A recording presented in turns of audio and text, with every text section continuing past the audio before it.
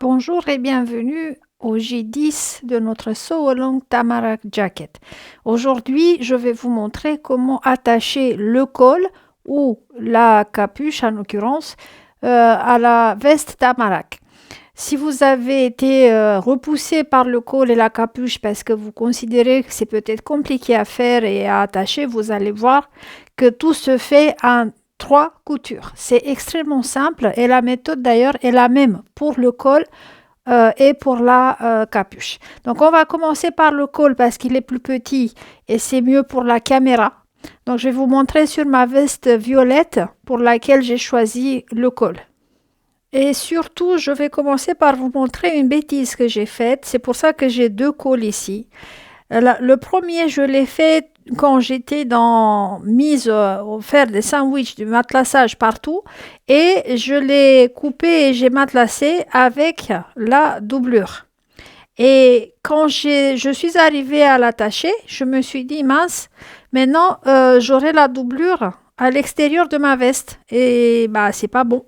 Donc, du coup, j'avais pas réalisé que pour construire, pardon, le col, il faut employer le même tissu, le tissu principal de la veste, pour les 2 côtés du col.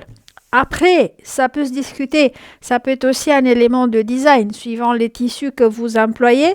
Ça peut très bien faire la doublure sur un côté, mais dans mon cas, j'ai pas trop aimé avoir ce unilavande à l'extérieur de la veste, donc je me suis mise à refaire le col.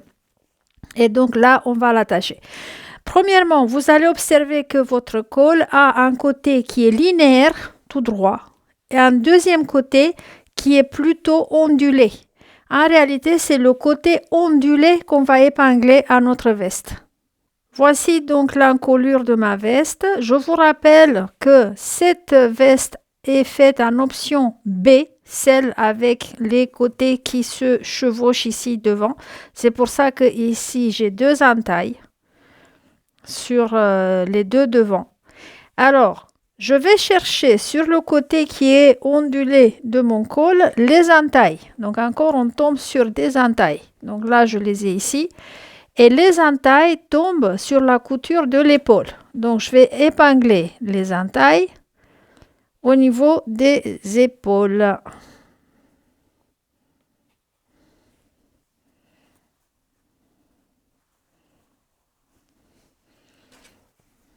Alors l'autre.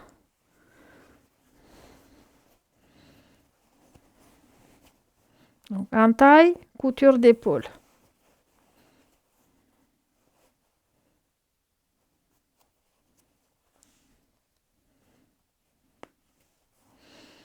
Après, j'étire un peu et je cherche le milieu. Je vais mettre donc une épingle au milieu.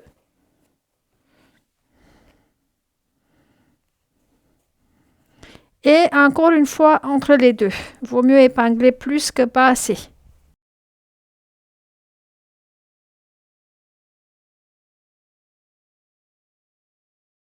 Après, le coin de l'épaule ici va tomber, si vous faites version B comme moi, sur cette entaille-là. Admettons, vous avez fait version A, elle va venir, donc il va venir le coin exactement sur le devant. Donc moi, j'ai cette partie en plus, donc je vais épingler mon col au niveau de l'entaille ici.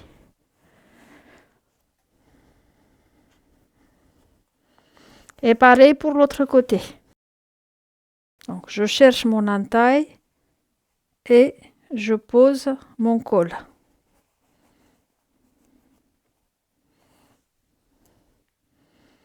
Je vais rajouter encore quelques épingles par sécurité sur le trajet et on se voit à la machine à coudre. J'ai remis mon pied double entraînement puisque là j'ai plusieurs couches.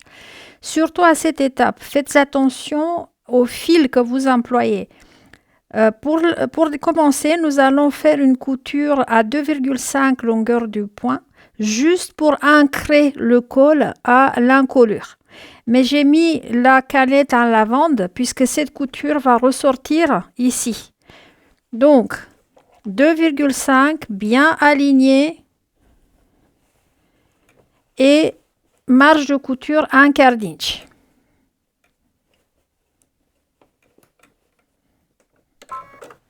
Vous pouvez, si vous voulez, faire un point d'arrêt au début et à la fin. Mais c'est juste une couture d'ancrage.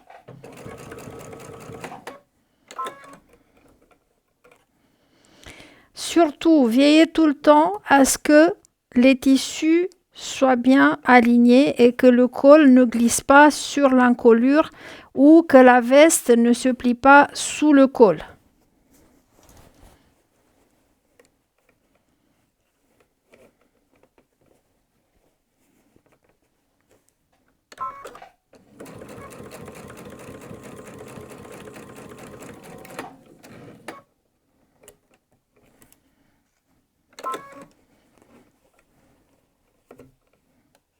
Parce qu'ils ont tendance à glisser. Vous voyez même que j'ai mis autant d'épingles. Il faut que je vérifie.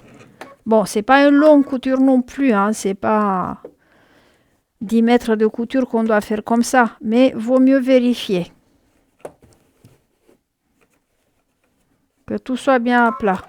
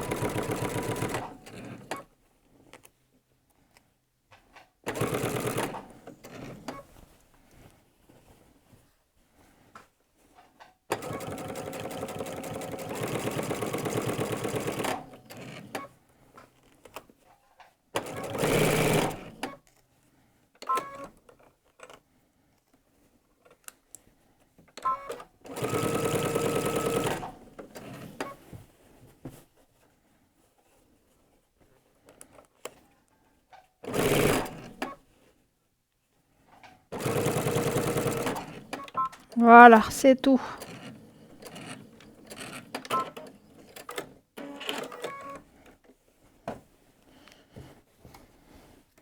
Donc voilà, l'ancrage est fait. Je vérifie ici, donc la veste n'a pas été froncée. Maintenant, on va préparer le binding pour le col parce qu'on ne peut pas le laisser comme ça. On va lui faire une finition. Alors, je prends le biais et je mesure à peu près, hein, juste au pif comme ça, une longueur qui doit dépasser quand même la longueur du col. Et je coupe.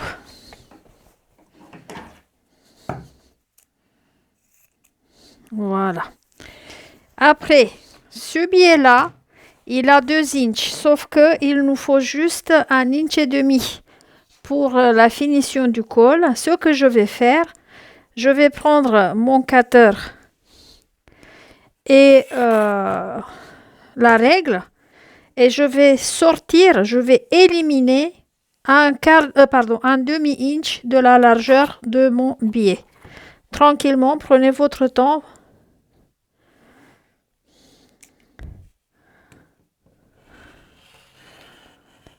Vous pouvez aussi couper un autre biais qui fait 1,5 inch. Le souci est que après il faudra tracer la marge de couture. Donc moi je préfère employer celui-là. J'ai les plis du repassage que je peux utiliser comme repère pour la marge de couture de 1/2 inch. Donc j'élimine juste ça.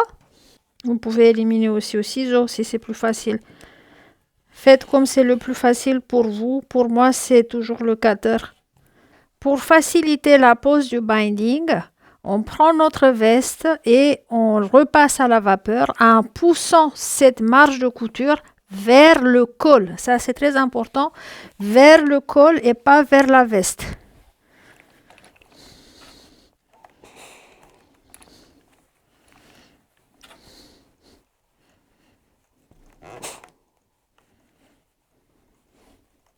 Comme ça.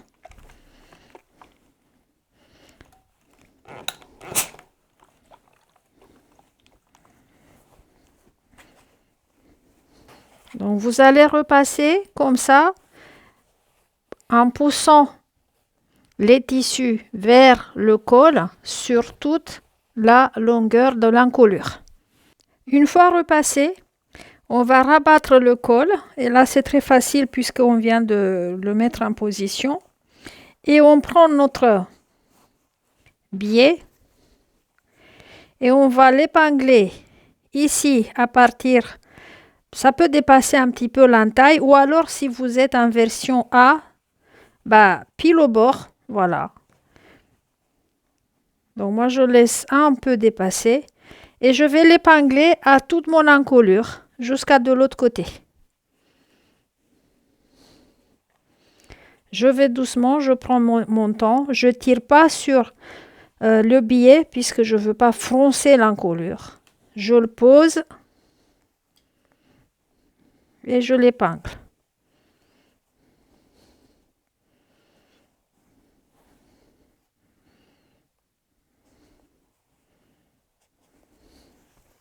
Donc vous allez faire ça maintenant sur toute l'encolure.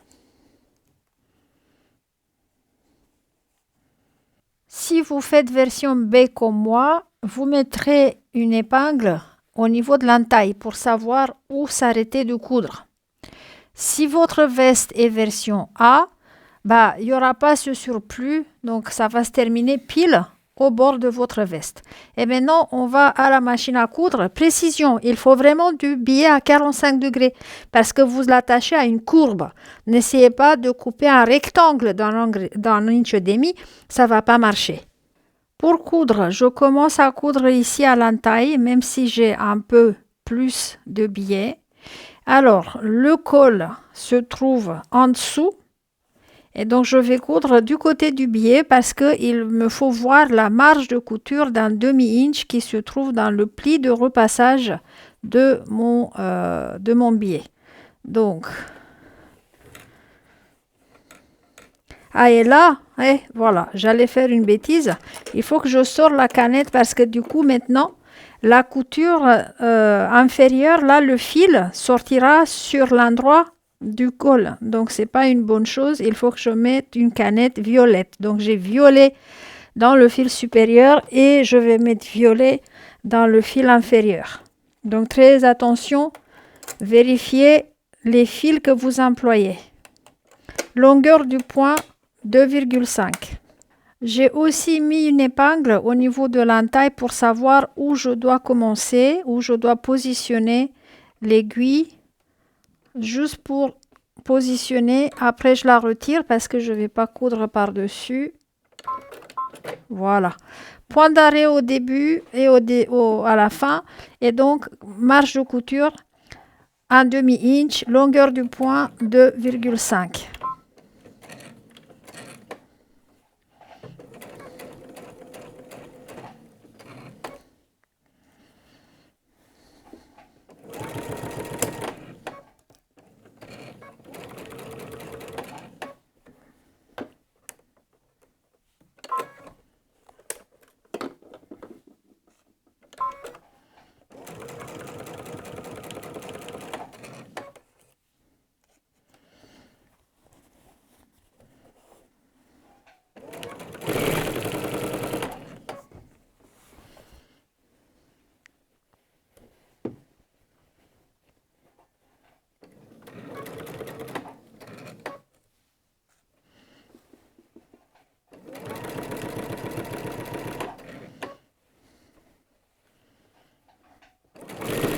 Hop, quand vous traversez des marges de couture du biais du raccordement, vous faites attention à ce qu'elles soient mises à plat.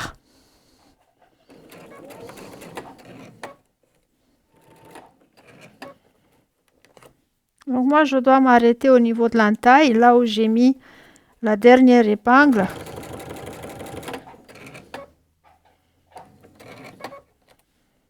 Et je ferai un point d'arrêt.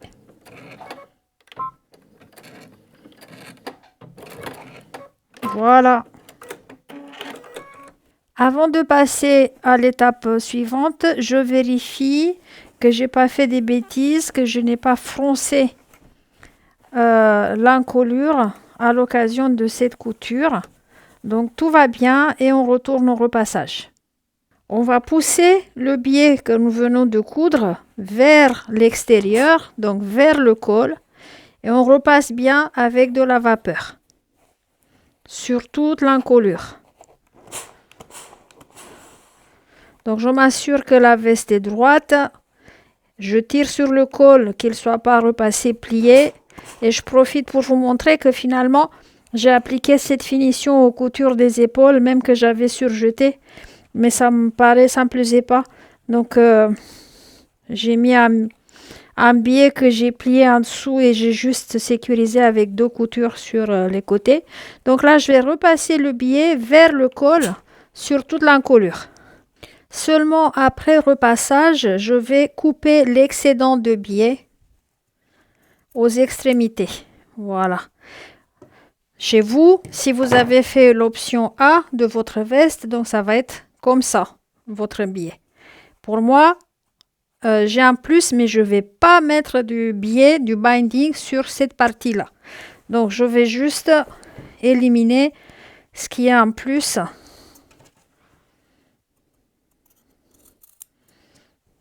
Et enfin, pour finir, je replie le biais sous la marge de couture. Je couche la marge de couture vers le col, donc pas vers la veste, mais vers le col. Et j'épingle.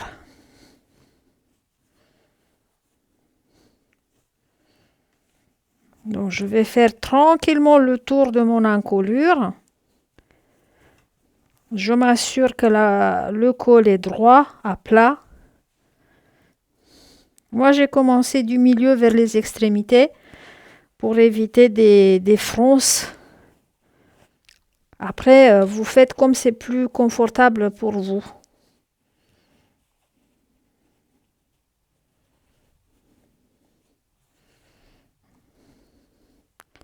L'idée est de bien fixer en place le biais plié sous la marge de couture sur toute la longueur de l'encolure. Voilà.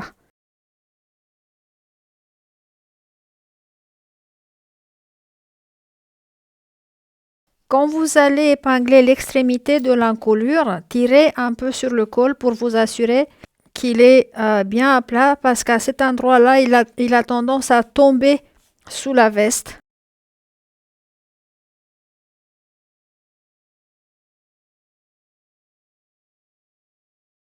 Voici donc l'épinglage. Et maintenant, on va coudre. Longueur du point 2,5. Attention aux couleurs de fil supérieur, inférieur. On va appliquer une couture ici, juste à l'intérieur du pli, sur le biais, pas sur le col. Donc ici. Voilà. Et pour commencer, je vais vous signaler, il faut bien tirer sur le col pour qu'il s'aligne ici avec le biais, vous voyez. Si je le laisse comme il veut, il va me faire ça. Donc, quand je commence, je m'assure que le col est bien aligné au biais avant de commencer à coudre. Point d'arrêt au début et à la fin. Et donc ici, je tire sur le col. Point d'arrêt. Et donc ma couture va être à l'intérieur du biais, à 2-3 mm.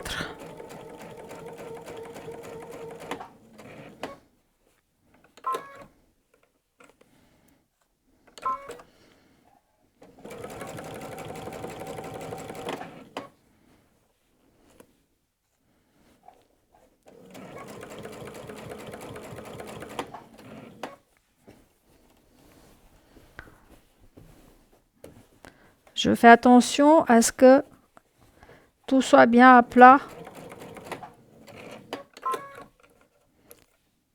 et que le col ne se replie pas sous le pied de biche.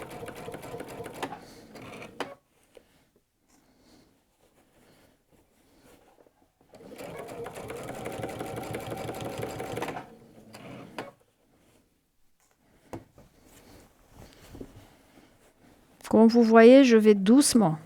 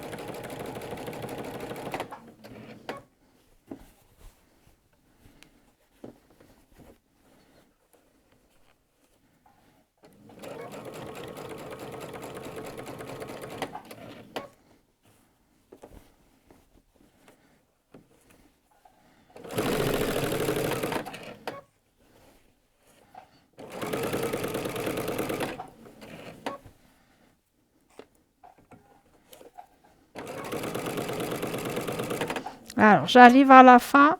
Là, je fais attention que le col soit aligné au biais.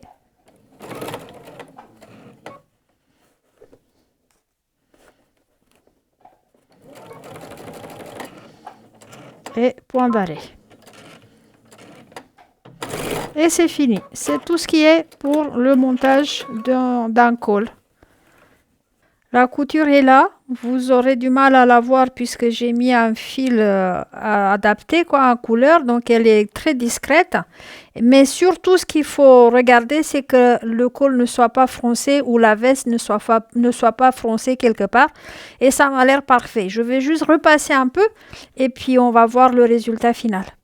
Voici le col posé. Ça, c'est vu de l'intérieur de la veste. Et ça, c'est vu à l'extérieur de la veste. Et je vais carrément la mettre pour voir ce que ça donne en vrai. Alors, je tiens ici parce que les côtés sont pas cousus, mais c'est juste pour que vous puissiez vous faire une idée. Voilà le col, il tombe parfaitement. Je vais me retourner pour que vous voyez de dos. Donc voilà. Il n'a aucun problème. Et il est parfait. Et maintenant, on va passer à la capuche. Voici la capuche, voici la veste en question qui est toujours version B, donc les devants qui se chevauchent. Pareil que pour le col, je cherche mes entailles qui sont au niveau de la capuche ici et je les superpose sur la couture des épaules. Et on va épingler. Pour l'autre, donc je cherche mon entaille, elle est là. Et je la superpose sur la couture de l'épaule. Et j'épingle.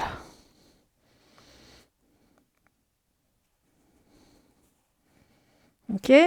Après, les extrémités. Donc, remarquez que la capuche a ici un coin qui est droit. C'est la seule différence par rapport au col. C'est pour ça que je voulais vous montrer l'épinglage. Donc, cette portion droite va tomber pour moi sur l'entaille ici.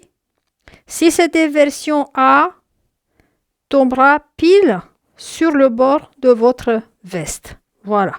Donc, j'épingle en place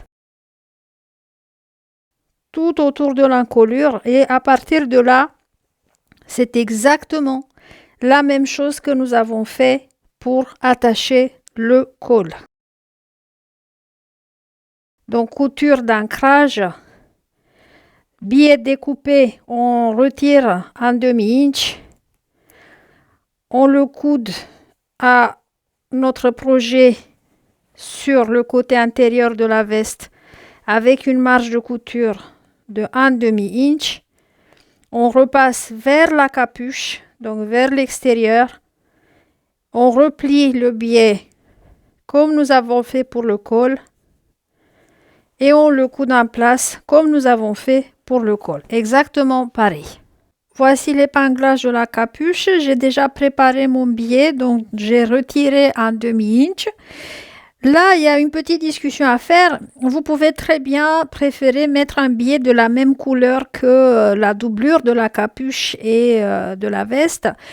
Mais il faudra le couper, donc une longueur suffisante à 45 degrés. Moi, ça ne me dérange pas d'avoir du noir à l'intérieur, donc je vais utiliser le même biais que pour le reste de la veste. Et là, je vais faire juste une couture d'ancrage à 1/4 d'inch sur toute la longueur de ma capuche.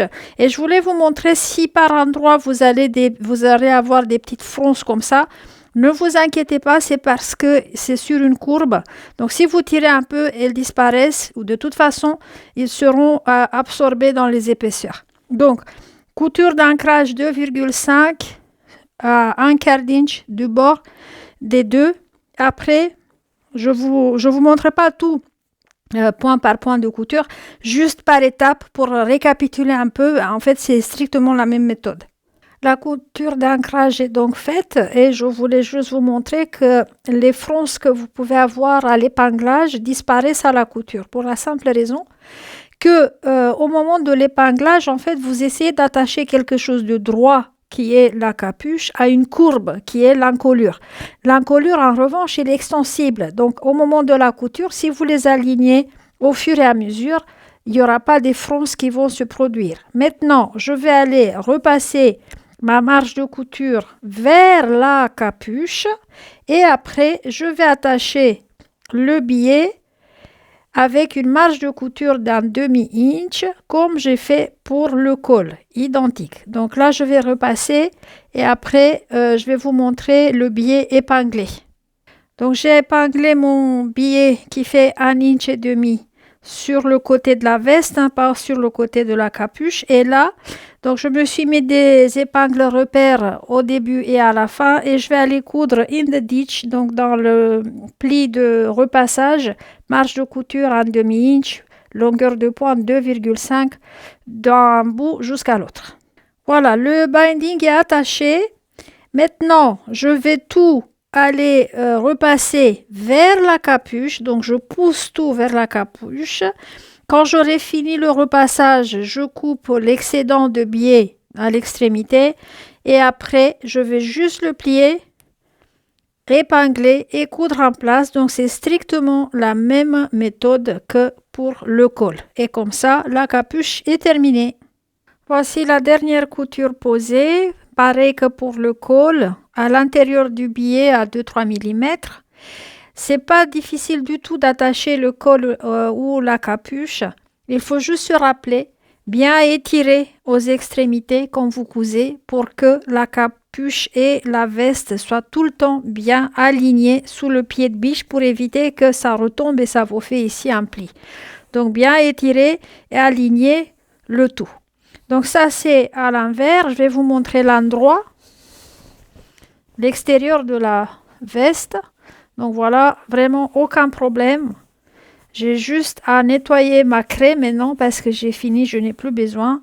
Et je vais carrément mettre cette demi-veste pour que vous voyez de quoi ça a l'air avec la capuche. Et me voilà, la troisième veste avec capuche. Je vais me tourner.